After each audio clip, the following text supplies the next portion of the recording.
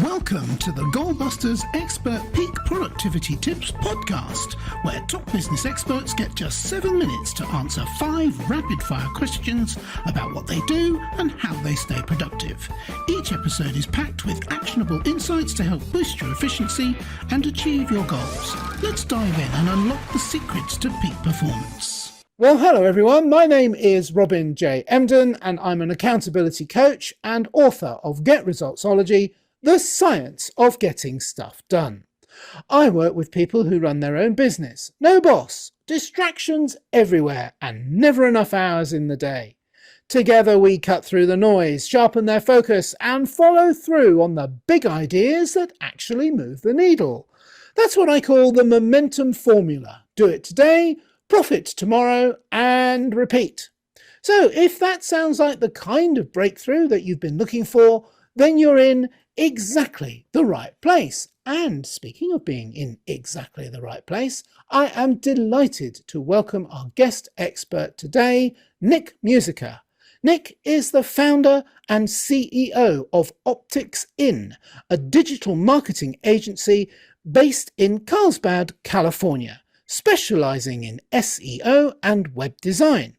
With a career spanning back to 2003, Nick has helped organizations of all sizes boost their online visibility, from startups to non-profits and everything in between. He's the co-author of When Search Meets Web Usability, a recognized speaker at events like SMX and ClickZ, and formerly taught user experience at NYU. Nick brings clarity, strategy, and impact to digital growth. Nick, welcome to Goalbusters. Howdy, Robin. Thanks for having me. You're very welcome. Did you see how I remembered to say click Z and not click Z, showing off my Britishness there? I did notice. Yeah, I was quite impressed. I caught that in time. Whereabouts? So we've established you're in California. What time of day is it for you? It is approximately 9:15. Oh, lovely. And I've already found out because I frisked you virtually to see if you got coffee, and you have. Good on you, sir. Well done. I like the cut of your jib, as they say. I'm waffling on. Shall we do the questions? Let's do it.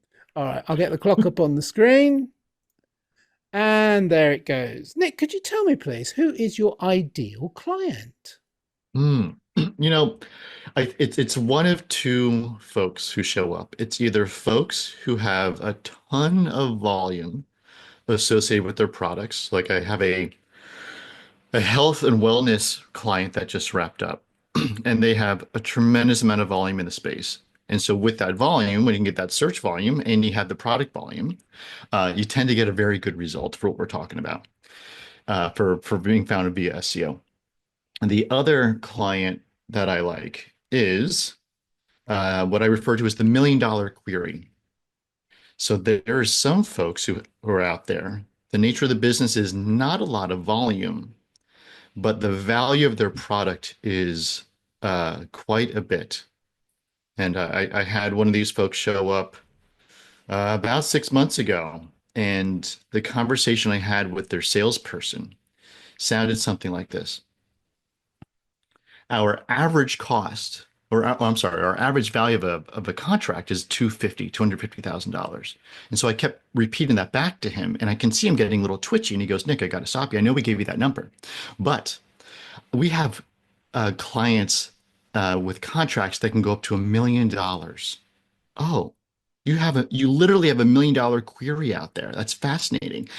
Meanwhile, their product, right? The head term gets about 140 searches a month. Only 140, but the value of those searches are tremendous, right? So those are the two types of folks I like to work with. Fascinating. And you've covered quite a lot of ground there on the problem or problems that you solve, but I'm sure you solve a lot of problems. Did you want to expand on the point a little bit more? Yeah. So I mean, it really comes down to visibility, right? There's folks who are going on Google, Bing, name your favorite search engine, or these days it's now an answer engine. But the idea is to be found at the time of query or prompt, however you want to use the language. It's really a lot. I love SEO because of this. You didn't exist before someone put a query into their machine. And then magically, you're part of the consideration set.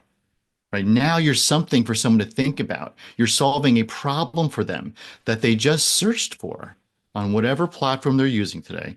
SEO, answer engines. Um, our job is to get people that visibility to be there at the time of need, and then get people down on the path to click add to my cart or submit for a discovery call or whatever the next action is, the next call to action is. Fascinating, fascinating. That sounds like a lot of expertise needed there, and you're providing a very valuable service. Thank you for sharing that with us, Nick.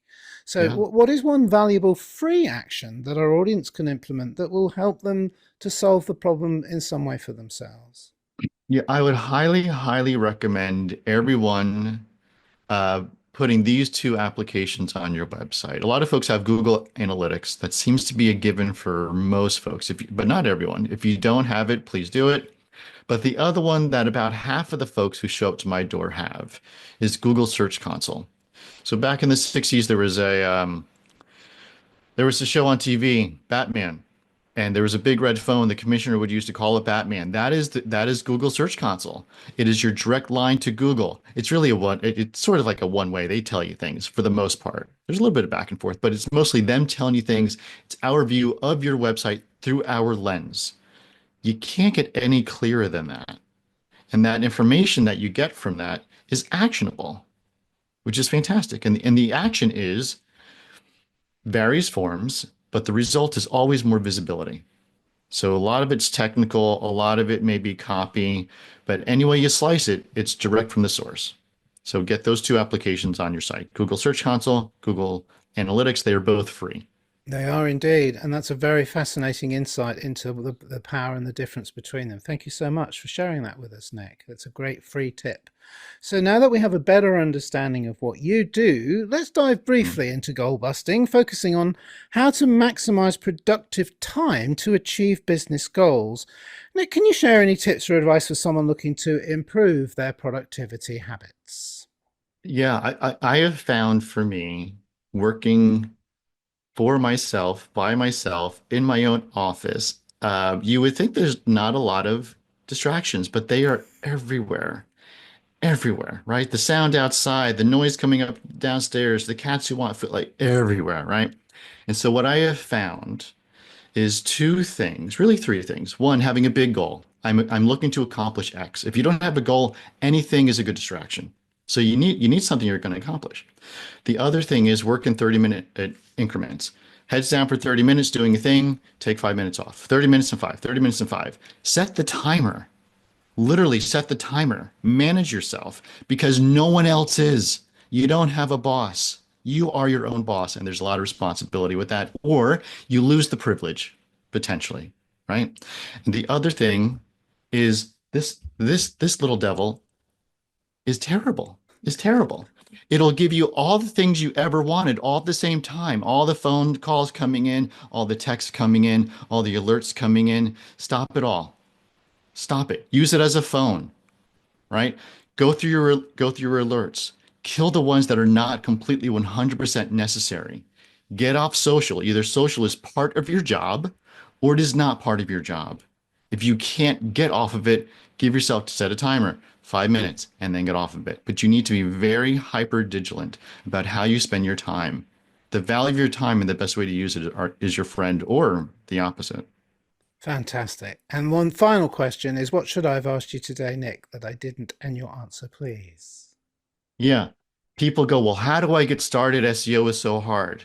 And here's the basic thing. You need to get started on something, wherever the easy spot is for you. If it's technical, great. If it's copy, great. If you're good at PR, great. But you need to get started someplace. Don't be afraid of doing it wrong. Be afraid of not getting started. Perfect. Thank you. Look at that. You did it in exactly 7 minutes. I absolutely love that. And now I'm going to break my own rules and circle back to your last answer, which was superb about productivity. I completely agree with Mm, you. The digital dopamine in your pocket is what we call the phone. You described awful. perfectly a technique called Pomodoro technique. It was invented in Italy in the 80s by a student who was struggling to organize his time. hugely powerful. I call them my POMs. How many POMs am I going to get done today? I count my day by POMs, and that breaking up, 30 minutes, 25 minutes, 20 minutes, whatever works best for you. Such good advice. Thank you so much for sharing that with us. Absolutely. It's great to hear someone who is in the same boat as me. You work at home. You're right about distractions. I physically cannot count, especially when you count the digital dopamine thing, how many distractions are just within like 2 feet of me. Just ridiculous. Absolutely ridiculous. No wonder people struggle to get things done. So thank you so much for sharing those. And thank you also for sharing your insights with us today. Fascinating, actually. This SEO is probably one of the hardest things for most people to get their head around, and you do need an expert to help enlighten you. So thank you for sharing that with us today, Nick. I have one final question, which is a very important one, which is how can people reach you? Because I'm sure there's many more insights that they would love to get from you. And speaking of which, is there like a valuable free resource they could get from you? I always say it's a cheeky question, but it's actually a brilliant way of getting a taste of a flavor of the kind of things that you can do for them. Yeah, absolutely. Thank you for that. So folks can go to opticsin.com, or if you're feeling adventurous, OpticSin. They all go to the same place, spelled the same way, but .com. And if you go to opticsin/newsletter, give me your name, give me your email. I'm going to send you 10 mistakes about SEO that you should avoid. And here's why this is important, is because if you were to search for anything online about SEO, you're going to come up with lots of content. Let's say you come up with 3 articles. You're going to get at least 4 opinions about how to do something, and they are out of context, right? They are 500 to 1,000 words of out of context that may or may not have anything to do with your website, right? And what I've taken is the 10 things that I've seen clients making mistakes over the past 20 something years, and put it into one document where it's, if you want this result, here are the 10 things you should be looking for. It's fairly simple, clean, not overly complicated. It is actionable. Yes, and I want to add to that, and please feel free to disagree if I'm wrong, but the beauty of a specialist like yourself is they're often usually out of date as well. You have to stay up to date, which is what you do for a living, and the rest of us just don't have the time or even the knowledge or the inkling to do. So it always is advisable to find someone whose job it is to keep up with the changes that are being made almost daily, aren't they? Yeah, that is the job. It is, or else I don't bring value, right? Like if you're coming to me and you know all the things, if you know more than I do, that's a problem for both of us. Yes, I could probably give you a run for your money on SEO 2008, which means I'm like an antique, not a clue, not a clue.